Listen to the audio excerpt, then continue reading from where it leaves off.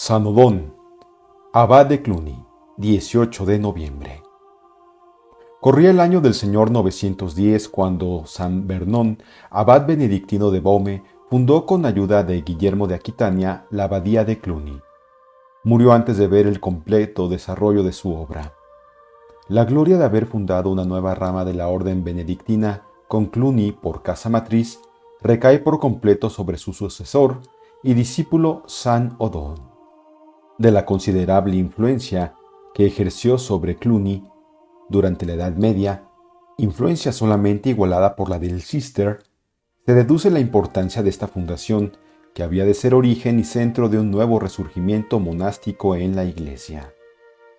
El futuro abad de Cluny vino al mundo el 25 de diciembre de 879 en la región del centro de Francia llamada el Maine. El caballero Abdón, su padre, era de noble familia y Juan de Salerno, su biógrafo, añade que pertenecía a la familia real de los francos. Odón vino al mundo en circunstancias que rayan en milagrosas. Las reiteradas oraciones de Abdón y de su piadosa mujer habían conmovido al cielo y Dios les concedía un hijo cuando menos podían esperarlo, debido a su avanzada edad.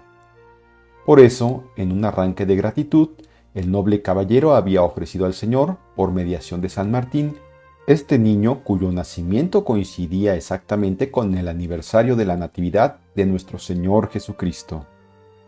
Correspondía así a los impulsos de su noble corazón. Después de pasar varios años bajo la experimentada dirección de un sacerdote, amigo de la familia, para iniciarse en el estudio y prepararse para la vida, pasó Odón al servicio del valeroso Fulco el Bueno, conde de Anjou, canónigo de San Martín de Tours. El joven siguió siendo muy virtuoso y aún creció en piedad, pues al aproximarse las fiestas principales se le veía pasar noches enteras en oración. Una vez, en la misa de Nochebuena, dirigía a la Santísima Virgen esta tierna plegaria: «Oh Señora mía y Madre de misericordia, pues en esta noche bendita disteis al mundo el Salvador, interceded por mí. Piadosísima Virgen María, oíd benignamente mi oración. Tiemblo, oh Madre, al ver que mi conducta desagrada a vuestro Hijo, mas ya que por vuestra mediación se manifestó Él al universo, os suplico me alcancéis, por vuestro amor, tenga piedad de mí». Entonces quiso Dios poner a prueba las admirables disposiciones del virtuoso joven. Durante el evangelio de aquella misma misa, sintióse Odón desfallecer. Atacado por un violento dolor de cabeza, tuvo que retirarse. Aquel dolor me atormentaba de tal modo, cuenta él mismo, que varias veces me puso en trance de muerte. Tenía yo entonces 16 años, y durante los 3 siguientes, el mal me torturó sin tregua. Vuelto a mi casa, probaron mis padres toda clase de remedios, mas todo era inútil, y ya desesperaban de mi curación. En tan terrible trance y agobiado por la tristeza, contóme mi padre las circunstancias que habían acompañado a mi nacimiento y su voto de consagrarme a San Martín, y aún me apuntó la posibilidad de que fuera el santo quien así reclamaba el cumplimiento del voto. Ante revelación tan inesperada, renovó Odón la promesa y prometió hacerse tonsurar, lo que significaba renunciar al mundo, entrar al servicio de Dios y serle fiel hasta la muerte. Cesaron al punto sus padecimientos y pudo, poco después, entrar al monasterio de San Martín de Tours. Tenía a la sazón 19 años. Atraído por la vida contemplativa, retiróse luego a mayor soledad y concurría solamente a la colegiata de San Martín para asistir a los oficios litúrgicos. Era su habitación una ermita que le mandara construir Fulco el Bueno a una legua de la villa. En aquel lugar solitario cultivó Odón un grande amor a la cruz de Cristo, amor que debía conducirlo más tarde a la abadía de Beaume. Repartía el tiempo entre la oración y el estudio, aunque bueno es reconocer que, quizá como resultado del apego que les tomara cuando niño, era un tanto más aficionado a la lectura de los poetas antiguos que a la de los libros sagrados. Reprendióle Dios esta inclinación en algunas visiones. Vio en sueños un vaso antiguo de sorprendente belleza, pero lleno de serpientes que salían de él y hacían por enroscarse en su persona, aunque sin hacerle aparentemente daño. Odón entendió el significado de esta alegoría. Renunció al punto a las lecturas inútiles y dióse de lleno y con mayor empeño al estudio de los santos padres. Este repentino fervor pareció indiscreto a algunos canónigos de San Martín, los cuales obligaron al joven clérigo a dejar esos nuevos estudios para ocuparse más en el oficio divino. Odón no replicó, pero en el silencio de su celda meditaba la regla del bienaventurado padre San Benito, que casualmente llegara a sus manos. Desde este momento buscó por todos los medios posibles afrentas y humillaciones. Maceró su cuerpo, acostábase vestido y, como dice Juan de Salerno, soportaba el yugo de la regla sin profesarla. Pero el deseo de instruirse más preocupaba grandemente a Odón y en el año 901 acudió a París para seguir los cursos del célebre Remigio de Auxerre. En su escuela estudió la dialéctica de San Agustín, la filosofía, la música y el tratado de las artes liberales de Marciano. Caridad del Santo. Durante su estancia en París, mostróle Dios con un milagro cuán agradable es a sus ojos la virtud de la caridad. Había entregado Odón una generosa limosna a un mendigo con quien topara a la entrada de la iglesia, y al regresar a casa encontró sobre su lecho y con no pequeña sorpresa una reluciente moneda de oro. Desde entonces decía con mucha frecuencia: los pobres, los ciegos y los estropeados nos abrirán las puertas del cielo. No les cerremos, pues, las de nuestra casa en este mundo. Y obraba siempre a tono con este pensamiento.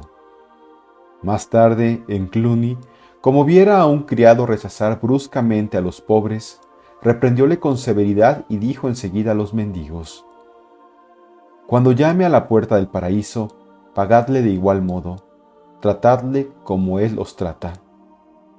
Viéronle a veces apearse del caballo para hacer montar a los ancianos y a los enfermos que encontraba por los caminos. En cena, habiendo dado con una mujer pobre que llevaba un saco muy pesado, tomólo él sobre sí y llevólo alegremente a cuestas hasta la mísera habitación de la anciana, con gran edificación de cuantos lo vieron. Odón regresó a Tours, notablemente aprovechado en todos los conocimientos de su tiempo. Por su reputación de músico, mereció que le confiaran el cargo de chantre mayor, y los canónigos de San Martín, que conocían su particular ilustración en las obras de los santos padres, suplicáronle que les compusiera un resumen de los Morales de San Gregorio Magno. Tras largas vacilaciones, determinóle a hacer este resumen una aparición del gran pontífice, quien le animó a escuchar la insinuación de aquellos. Puso resueltamente manos a la obra y resolvió esta difícil empresa con gran satisfacción de todos. Allí compuso también la Vida de San Gregorio de Tours. Progresos en la perfección. Hacía algún tiempo que un señor de la corte de Anjou, llamado Adegrino, se había juntado a Odón para compartir su vida retirada y penitente. Como si hubieran despertado en ambos, con ímpetu extraordinario, grandes deseos de una vida más perfecta, resolvieron buscar un monasterio donde las prácticas de la vida religiosa fuesen observadas sin atenuaciones ni dispensa de ninguna clase. Adegrino emprendió el viaje con propósito de llegar a Italia, pero al pasar por Borgoña, ofreciósele ocasión de pararse en la abadía benedictina de Beaume. Admirado de cuanto veía y oía, no vaciló un momento y resolvióse a permanecer allí. Poco tiempo después, volvía a este monasterio en compañía de Odón, a quien convenciera fácilmente. Llevaba consigo los 100 manuscritos que componían su biblioteca, número muy considerable para aquel entonces. Los comienzos hubieron de serles sumamente ingratos. Ciertos malos consejeros intentaron desviarlos del camino que acababan de emprender. Decíanles que Vernon, el abad, era un hombre rigurosísimo, con el cual resultaba punto menos que imposible el aspirar a la perfección. Gracias a Dios, los recién llegados no se dejaron seducir por tales palabras. Adegrino alcanzó en poco tiempo alta perfección y fue necesario dejarle retirarse a mayor soledad para que pudiera dar libre curso a sus arranques de elevado misticismo. Odón, desalentado al principio, no tardó en reaccionar contra los engañosos discursos de los falsos consejeros y llegó a ser modelo de observancia. Satisfecho Vernon, y no menos admirado, confióle, apenas hubo profesado, el cuidado de la escuela que sostenía el monasterio. Pero no hay virtud sin prueba, y Odón tenía que ser probado en este nuevo género de vida como en todos los demás. Acusáronle cierto día de haber quebrantado el reglamento al acompañar a un niño de noche y sin luz. El santo religioso no pronunció una palabra de disculpa ante el reproche que el abad le dirigió por la falta, pero, al salir del capítulo, echóse a los pies de su acusador, pidióle perdón del mal ejemplo que le había dado y agradecióle el beneficio que al avisarle había hecho a su alma. La espontaneidad de aquel proceder causó en los monjes todos admirable impresión. Alegróse Vernon ante tan buenas disposiciones que demostraban rectitud de corazón y muy grande humildad, cualidades que le hacían augurar mucho bien para el porvenir. Juan de Salerno insiste sobre todo en resaltar la humildad, como para dejar claro testimonio de que la virtud característica del maestro se hallaba a igual grado en el discípulo. Humildad y sencillez del santo. Luego a Dios manifestar por un milagro cuánto apreciaba a su siervo. Era costumbre del monasterio que, por espíritu de pobreza, los monjes recogiesen al final de la comida las migajas de pan y las tomasen o las echasen en algún plato. Aconteció una vez que Odón, muy temeroso de Dios y muy observante de las reglas, había recogido las migajas en la mano, y absorto y elevado con la lectura, teníaselas en ella. Estando en esto, hizo señal el abad para que se acabase la lección y se levantasen. Entonces volvió sobre sí el monje y hallóse perplejo, porque ya no había lugar ni de comerlas, ni de echarlas en el plato, y muy confundido de la negligencia que había tenido en la guarda de aquella regla, parecióle que no quedaba ya otro remedio sino ir a decir su culpa al superior y pedirle penitencia por ella. Guardó, pues, las migajas en su puño cerrado, y en acabando de dar gracias, fuese a él, postróse a sus pies, manifestóle la falta que creía haber cometido y pidióle penitencia con mucha humildad. Dióle el abad un aviso conforme a la acusación y preguntóle qué había hecho de las migajas. Respondió: «Padre, aquí las tengo en la mano». «Mostrádmelas», dijo aquel. Odón extiende el brazo, abre el puño y en lugar de las migajas hallan unas perlas preciosísimas que luego sirvieron para decorar los vasos sagrados. Y nota el autor que cuenta este hecho, para ir a visitarlos, hablóles con mucha vehemencia y fervor de los grandes, los religiosos fervorosos que hacen mucho caso, no solo de las reglas graves, sino también de las pequeñas y menudas. A par que buen religioso, Odón era también buen hijo. Diariamente rogaba a Dios por la santificación de sus padres. Habiendo obtenido permiso para ir a visitarlos, hablóles con mucha vehemencia y fervor de los grandes bienes que llegan al alma con la vida religiosa, y persuadiólos a entregarse enteramente a Jesucristo, con lo que, a pesar de su avanzada edad, renunciaron al mundo y entraron en un monasterio. Abad de Cluny. Luego de su profesión, fue Odón ordenado sacerdote. Con tan fausto acontecimiento, compuso el magnífico Tratado de las Colaciones. En 926, el abad Vernon nombró a su amado discípulo para sucederle en Cluny. Parécenos digno de atención un pormenor que señala esta nueva fase de la vida de Odón: el establecimiento en el monasterio de Cluny de una escuela, a imitación de la de Baum. De ella dice Uldarico en su tratado Usos y costumbres cluneisienses, que ni los hijos de los reyes en el propio palacio de sus padres podían estar atendidos con más esmero que los educandos de Cluny. A pesar de las muchas referencias archivadas entre 927 y 942, sabemos muy poco acerca del gobierno de Odón, aunque sí lo suficiente como para darnos una idea de las relaciones sociales del gran abad y de la influencia considerable que debió ejercer fuera del monasterio. Odón, como su predecesor, reformó, y no sin trabajo, gran número de monasterios.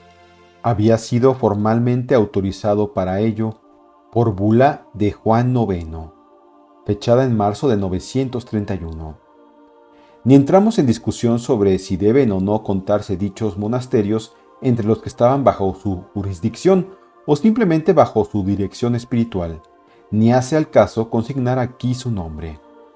Los medios que empleó en sus reformas fueron el silencio y el recogimiento, tan recomendados por los sagrados libros. El culto del silencio. Sabía el fervoroso abad que, donde reina el silencio, reinan también la caridad y la paz. Por eso lo hacía observar tan rigurosamente en las horas señaladas por la regla y aun encontrándose fuera del monasterio.